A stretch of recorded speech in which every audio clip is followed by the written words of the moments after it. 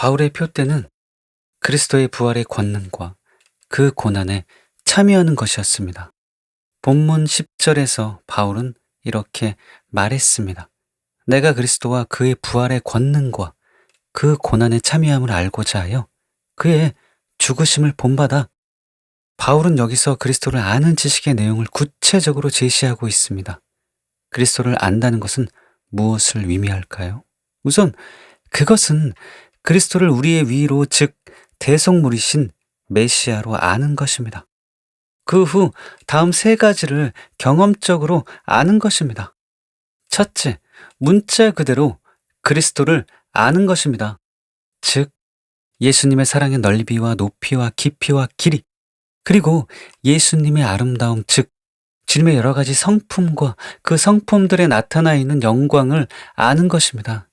이것이 다윗이 기도했던 바로 그것입니다.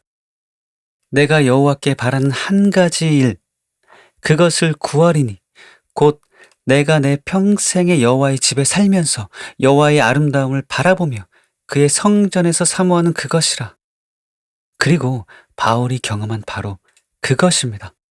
우리가 다 수건을 벗은 얼굴로 거울을 보는 것 같이 주의 영광을 보매 그와 같은 형상으로 변화하여 영광에서 영광에 이르니 곧 주의 영으로 말미암음이니라. 이것이 곧 그리스도를 아는 것입니다. 성경을 알아도 우리는 변화되지 않습니다. 그러나 그리스도를 알면 변화됩니다. 그리스도를 아는 만큼 그리스도의 형상이 우리 안에서 이루어집니다. 예수님의 사랑을 알면 사랑하는 사람이 됩니다. 예수님의 거룩을 알면 거룩한 자가 됩니다. 예수님의 겸손을 알면 겸손한 자가 됩니다. 예수님의 온유를 알면 온유해집니다. 예수님의 용서를 알면 용서할 수 있습니다. 그러므로 우리는 예수님을 점점 더 알아가야 합니다. 둘째, 부활의 능력을 아는 것입니다.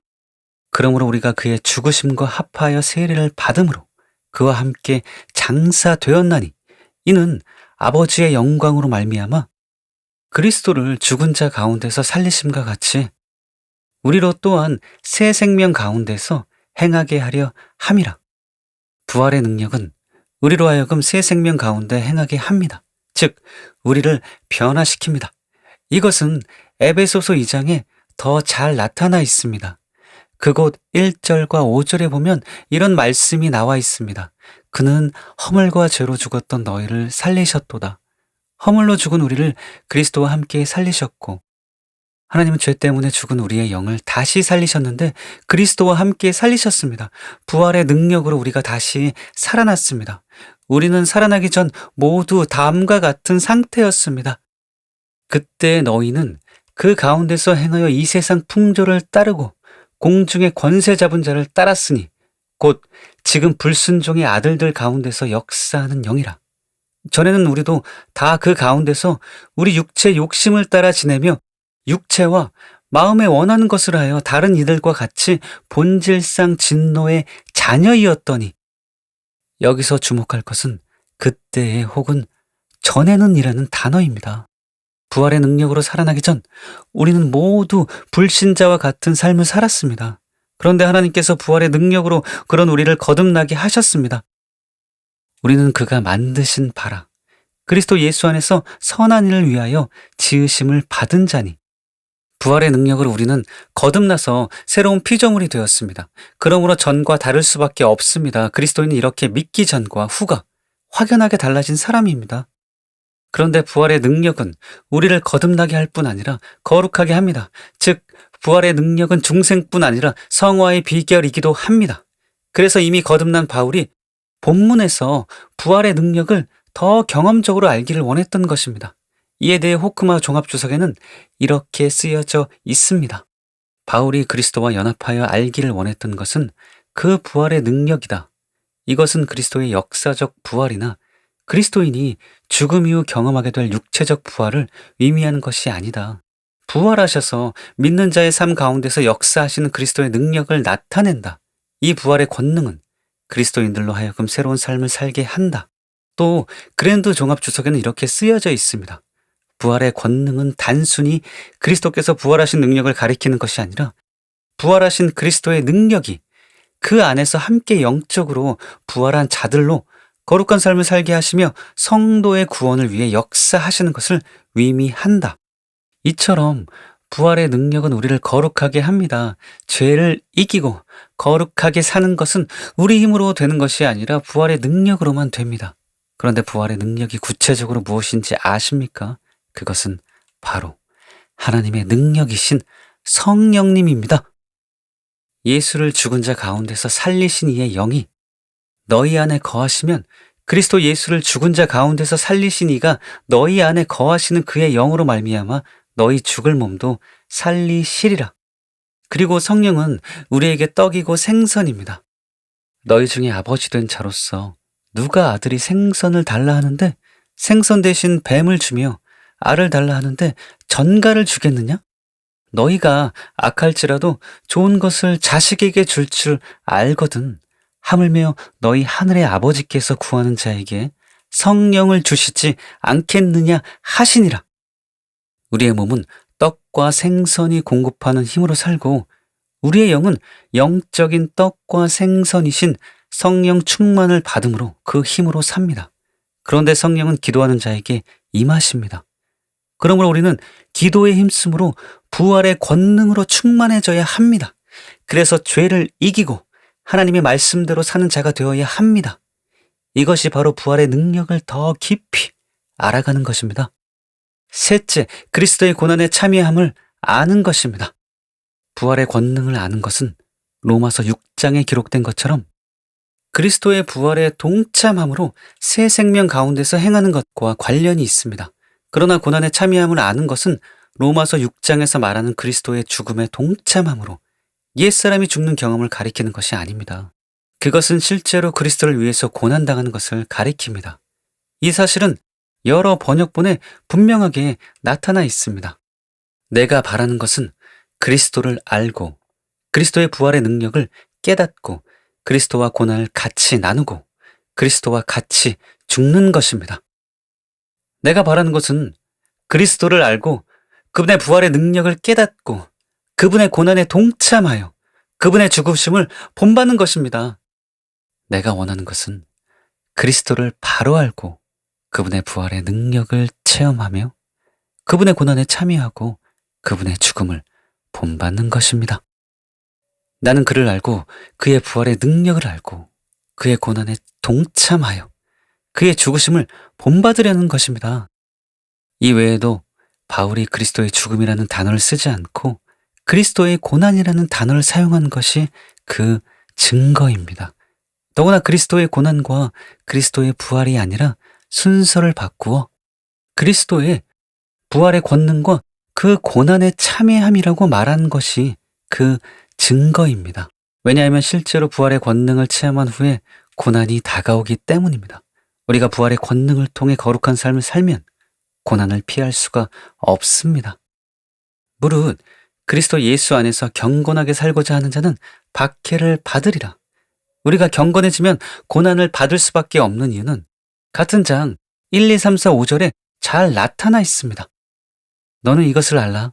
말세에 고통하는 때가 이르러 사람들이 자기를 사랑하며 돈을 사랑하며 자랑하며 교만하며 비방하며 부모를 거역하며 감사하지 아니하며 거룩하지 아니하며 무정하며 원통함을 풀지 아니하며 모함하며 절제하지 못하며 사나우며 선한 것을 좋아하지 아니하며 배신하며 조급하며 자만하며 쾌락을 사랑하기를 하나님 사랑하는 것보다 더하며 경건의 모양은 있으나 경건의 능력은 부인하니 이 같은 자들에게서 내가 돌아서라. 이처럼 세상은 심히 악하고 우리는 그들과 다릅니다. 그래서 박해가 일어납니다. 세상은 경건한 사람을 싫어합니다.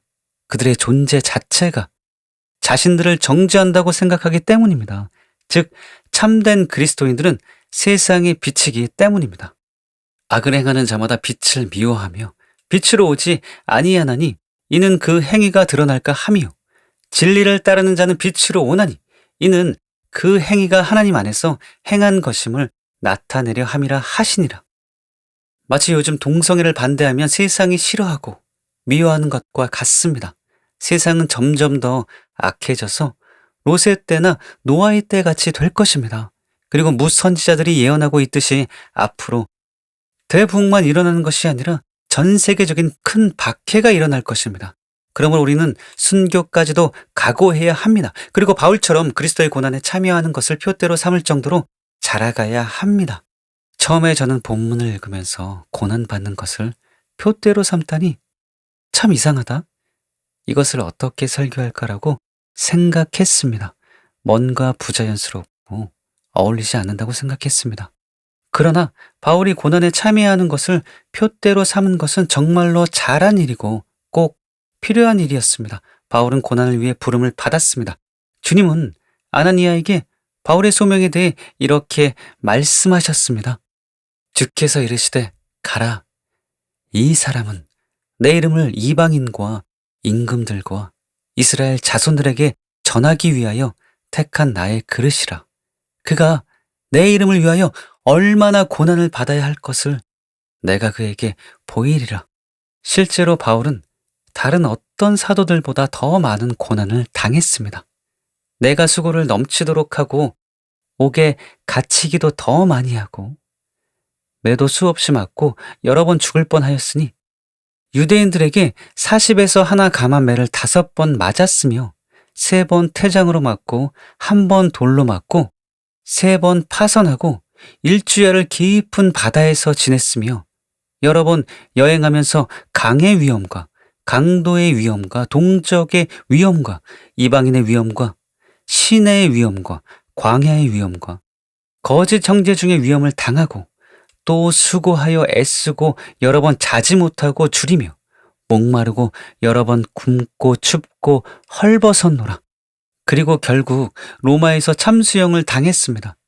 그러므로 만약 바울이 내가 그리스도와 그 부활의 권능과 그 고난에 참여함을 알고자 하여 그의 죽으심을 본받아라고 고백한 이런 표대를 가지고 있지 않았다면 어쩌면 그것들을 감당하지 못했을지도 모릅니다. 교회사를 보면 바울과 매우 유사했던 인물이 나옵니다. 바로 인도의 성자 썬다싱입니다. 썬다싱은 그리스도를 위해 받는 고난과 고문을 천국으로 여겼습니다. 그는 일부러 그리스도를 위해 고난을 당하기 위해 해마다 유서를 써놓고 박해가 심한 티벳으로 홀로 전도 여행을 떠나곤 했습니다.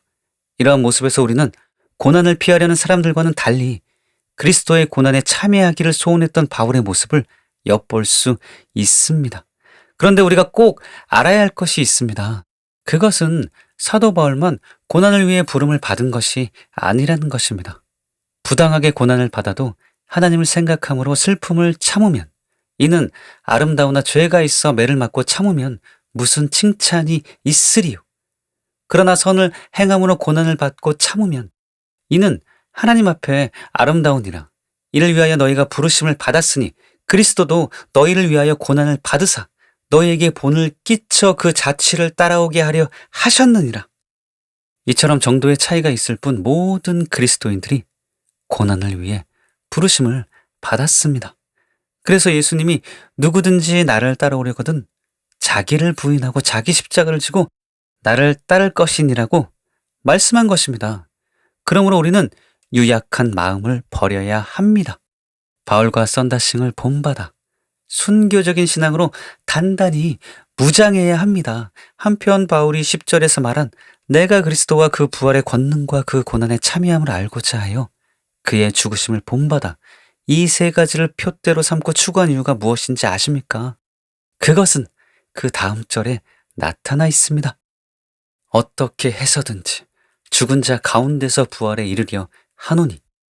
이 말씀의 저변에는 한 번 구원은 영원한 구원이 아니며 구원받은 사람도 버림받을 수가 있다는 진리가 깔려 있습니다. 그래서 이 구절에 대해 데이비드 포스는 한 번 구원은 영원한 구원인가라는 책에서 이렇게 썼습니다. 바울은 자신의 미래의 구원을 단 한 번도 당연한 것으로 받아들이지 않고 있다. 그는 그리스도와 그분의 부활의 능력을 더욱더 알기 원했으며 특별히 주님의 고통에 참여하기를 원했다. 이러한 훈련의 목표는 어찌하든지 죽은 자 가운데서 부활에 이르는 것이었다. 그 중요성 그대로 이 진술을 다루려고 하는 주석가들이 거의 없다는 사실이 얼마나 놀라운지 모른다. 더욱이 전혀 다른 의미를 이 문장 안에 집어넣곤 하는 복잡한 논쟁을 따라 읽는다면 우리는 더더욱 놀라게 된다. 이렇게 되는 이유는 바울이 자신의 미래에 대해서 절대적으로 확신하고 있지 않는 그 무엇인가가 있을 수 있다는 사실을 좀처럼 인정하지 않으려고 하기 때문이다.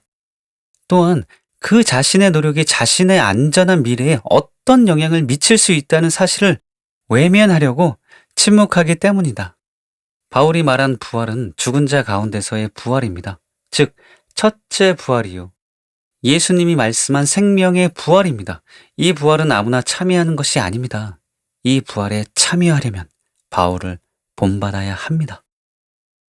먼저 그리스도와 그 부활의 권능을 알므로 변화된 삶을 살아가야 합니다.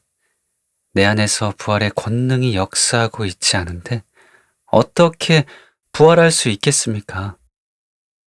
그러므로 그리스도와 그 부활의 권능을 알므로 하나님 말씀대로 사는 자가 되어야 합니다. 이를 놀랍게 여기지 말라. 무덤 속에 있는 자가 다 그의 음성을 들을 때가 오나니 선한 일을 행한 자는 생명의 부활로, 악한 일을 행한 자는 심판의 부활로 나오리라. 그러나 이것을 당신께 고백하리이다. 나는 그들이 이단이라 하는 도를 따라 조상이 하나님을 섬기고 율법과 선지자들의 글에 기록된 것을 다 믿으며 그들이 기다리는 바 하나님께 향한 소망을 나도 가졌으니 곧 위인과 악인의 부활이 있으리라 함이니이다. 이것으로 말미암아 나도 하나님과 사람에 대하여 항상 양심에 거리낌이 없기를 힘쓰나이다. 이 첫 번째 부활에 참여하는 자들은 복이 있고 거룩하도다. 둘째 사망이 그들을 다스리는 권세가 없고 도리어 그들이 하나님과 그리스도의 제사장이 되어 1000년 동안 그리스도와 더불어 왕노릇 하리라. 한 가지 더 소개하면 고린도전서 15장 29절에서 34절에는 이런 말씀이 기록되어 있습니다. 만일 죽은 자들이 도무지 다시 살아나지 못하면 죽은 자들을 위하여 세례를 받는 자들이 무엇을 하겠느냐? 어찌하여 그들을 위하여 세례를 받느냐? 또 어찌하여 우리가 언제나 위협을 무릅쓰리요? 형제들아, 내가 그리스도 예수 우리 주 안에서 가진 바 너희에 대한 나의 자랑을 두고 단언하노니 나는 날마다 죽노라. 내가 사람의 방법으로 에베소에서 맹수와 더불어 싸웠다면 내게 무슨 유익이 있으리요? 죽은 자가 다시 살아나지 못한다면 내일 죽을 터이니 먹고 마시자 하리라. 속지 말라. 악한 동무들은 선한 행실을 더럽히나니 깨어 위를 행하고 죄를 짓지 말라. 이것은 부활장에 나오는 말씀입니다. 따라서 첫째 부활에 참여하려면 어떻게 살아야 하는지를 보여주는 말씀입니다. 첫째 부활에 참여하려면 육신의 정욕, 안목의 정욕, 이생의 자랑을 따라가면 안 됩니다. 바울처럼 날마다 자기를 죽여야 합니다. 즉, 날마다 자기를 부인하고 제 십자가를 지고 예수님을 쫓아가야 합니다. 그래야 첫째 부활에 참여할 수 있습니다. 다음으로 첫째 부활에 참여하려면 그리스도의 고난에 참여함을 알고자 하여 그의 죽으심을 본받아야 합니다. 설사 우리가 거룩한 삶을 산다 할지라도 죽음과 고문이 두려워 예수님을 배반하면 첫째 부활에 참여할 수 없습니다. 또 내가 봄에 천사가 무적갱의 열쇠와 큰 쇠사슬을 그의 손에 가지고 하늘로부터 내려와서 용을 잡으니 곧 옛 뱀이요 마귀요 사탄이라. 잡아서 1000년 동안 결박하여 무적행에 던져 넣어 잠그고 그 위에 임봉하여 1000년이 차도록 다시는 만국을 미혹하지 못하게 하였는데 그 후에는 반드시 잠깐 노일이라. 또 내가 보자들을 보니 거기에 앉은 자들이 있어 심판하는 권세를 받았더라.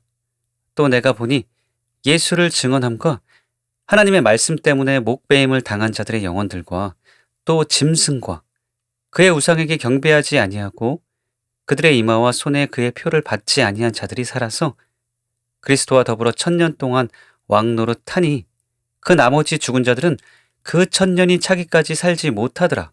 이는 첫째 부활이라. 이 첫째 부활에 참여하는 자들은 복이 있고 거룩하도다. 둘째 사망이 그들을 다스리는 권세가 없고 도리어 그들이 하나님과 그리스도의 제사장이 되어 1000년 동안 그리스도와 더불어 왕노릇하리라. 이처럼 주를 배반하지 않고 믿음을 지킨 사람만 첫째 부활에 참여할 수 있습니다. 그런데 저도 원치 않는 일이지만 그 증거로 웬디 알렉의 무명 선지자의 일기라는 책에 보면 이런 경고가 기록되어 있습니다. 고난의 때를 준비하라. 나는 지금 나의 몸된 교회를 향해 말한다. 아직 이 땅에 드러나지 않을 때를 위해 준비하라. 준비하라. 지금까지는 서구 사회가 나를 따라오는 것이 쉬웠다. 내 이름 때문에 나의 백성들이 고통받는 곳은 몇몇 개의 고립된 지역들 뿐이었다. 그곳에선 나의 복음을 전하기 위해 그들의 생명과 사랑하는 사람들의 생명을 포기해야만 했다. 그러나 이제는 고난의 시기가 다가오고 있다. 이제 곧 이 땅의 고난의 시기가 시작될 것이다. 서구의 교회들이여, 내가 너희로 인해 깊이 탄식하노라. 사랑하는 교회여, 내가 너희로 인해 얼마나 애통하였던가. 진실로 너희에게 말하노니 아무도 너희에게 임할 그때를 위해 준비된 자가 없느니라. 나는 나의 교회가 준비되도록 부르고 있다. 나의 교회가 나를 위하여, 나의 복음을 위하여 견고히 서서 인내하고 고난을 견디는 그런 특권을 누리도록 나의 교회를 부르고 있다. 나의 부르심을 입은 많은 자들이 부르심에 대한 대가를 지불하고 믿음으로 승리하기 위해 열심히 수고하고 노력해왔다. 그러나 이제 나의 교회는 복음을 위하여 고난을 받는 것을 배워야 한다. 그것은 더 높은 차원의 것이다. 위대한 믿음의 승리를 이루는 것보다 나의 복음을 위하여 고난받는 것이 더 높은 차원의 것이다. 너희 안에 있는 속사람을 더 강건케 하라. 전쟁에 대비하라. 영적 영역의 맹공격에 대비하라. 전쟁에 대비하고 내 자신을 준비시켜라. 영적 영역에서 일어날 흉악하고 무자비한 공격은 이 세상의 자연적인 영역으로도 빠르게 침투해 들어올 것이다. 그러므로 너희는 준비되어 있어야 한다. 지금 너희가 보는 한두 가지 비극적인 일들은 미래에 일어날 일들에 비교하면 아무것도 아닌 것이 될 것이다. 지금은 너희가 평화 가운데 살고 있으며 언론의 자유도 누리고 있다. 아직은 그 시기에 이르지 않았지만 내 이름을 말하기만 하여도 견디기 어려운 핍박을 받게 되는 그런 시기가 올 것이다. 곧 그날이 올 것이다. 심지어 영적 지도자들도 그들이 치러야 할 대가 지불을 계산하며 그 고난을 견디지 못하게 될 것이다. 목사들아, 사역자들아, 나의 말을 듣고 있느냐? 내가 너희들에게 간청하노라. 너희 자신을 준비시켜라. 나의 백성들을 준비시켜라. 성도들을 준비시켜라. 전쟁에 나선 것처럼 성도들을 준비시켜라. 왜냐하면 그들에게 인내심이 거의 없기 때문이다. 그들은 고난을 인내하는 법에 대해 가르침 받지 못했기 때문이다. 그들은 끈기 있게 인내하는 것에 대해 가르침을 받지 못했기 때문이다. 그들에겐 커다란 믿음은 있으나 인내심이 없구나. 너희가 그들에게 번영을 가르쳤고 최고로 좋은 곡식을 먹는 것만 가르쳐 왔다. 너희는 너희를 위한 멋진 빌딩을 지었다. 그러나 너희는 성도에게 젖과 같은 부드러운 음식만을 먹여왔고 앞으로 닥칠 고난들을 견뎌낼 만한 그런 음식들은 먹이지 않았다. 목사들아, 가르치라. 사역자들아, 가르치라. 내 이름을 위하여 고난을 참고 견딜 수 있도록 내 백성들을 가르치라. 사역자들아, 인내할 수 있도록 그들을 가르치라. 내 이름을 위하여 고난받는 것을 가르치라. 자신의 영광을 구하지 않도록 가르치라. 내가 너희에게 말하노니 오늘날 너무나 많은 나의 백성들이 나의 명성보다 그들 자신의 명성을 더 귀히 여기고 있다. 그런 자들은 다가올 고난들을 견뎌내지 못할 것이다. 내가 너희에게 말하노라. 진동이 다가오고 있다. 다시 한번 나의 교회는 흔들릴 것이며 핍박을 받게 될 것이다. 많은 사람들이 대가를 치를 것이다. 어떤 자들은 내 이름을 위하여 그들의 생명을 잃게 되기도 할 것이다. 그 후에 나의 영광스러운 교회가 일어나게 될 것이다. 오, 그렇다. 나의 영광스러운 교회는 일어나게 될 것이다. 진실로 너희에게 말하노니 나는 초대교회보다 더 영광스러운 교회를 위해 이 땅에 왔도다. 교회 안에서 남자, 여자, 그리고 아들과 딸들이 내 복음을 위해 자신의 생명까지 포기하는 그런 교회를 위해 내가 왔다. 나의 이름이 영광스럽게 여김을 받을 수 있게 하는 그런 교회를 위해 내가 왔노라. 모든 사람이 하나가 되는 그런 교회를 위해 내가 왔다. 나를 위한 고난은 마치 값진 진주처럼 귀하다. 이를 아는 교회를 위해 내가 여기 왔노라. 나의 복음을 열방에 선포하는 그런 교회를 위해 내가 왔노라. 그런 교회가 영광스러운 교회이다. 그러한 교회는 마지막 때에 일어날 점도 없고 흠도 없는 나의 신부이다. 우리는 대한민국에도 이것이 해당되는지, 그리고 해당된다면 어느 정도의 박해가 있을지 모릅니다. 그러나 미리 만반의 준비를 갖춰야 합니다. 주기철 목사님처럼 일사각오의 신앙으로 무장해야 합니다. 그래서 어떤 박해가 와도 주를 배반하지 않고 첫째 부활에 참여하는 자가 되어야 합니다. 내가 내 친구 너희에게 말하노니 몸을 죽이고 그 후에는 능히 더 못하는 자들을 두려워하지 말라. 마땅히 두려워할 자를 내가 너희에게 보이리니 곧 죽인 후에 또한 지옥에 던져 넣는 권세 있는 그를 두려워하라. 내가 참으로 너희에게 이르노니 그를 두려워하라. 고통을 피하려고 주님을 배반하는 것은 고통을 피하는 것이 아닙니다. 오히려 영원히 끝나지 않는 고통으로 자기를 밀어넣는 것입니다. 그러므로 우리는 핍박하는 자가 아니라 하나님을 바라보아야 하며 고문이나 고통이 아니라 지옥의 영원한 형벌에 주목해야 합니다. 그래서 마음을 강하게 하고 담대히 하여 끝까지 믿음을 지키는 자가 되어야 합니다.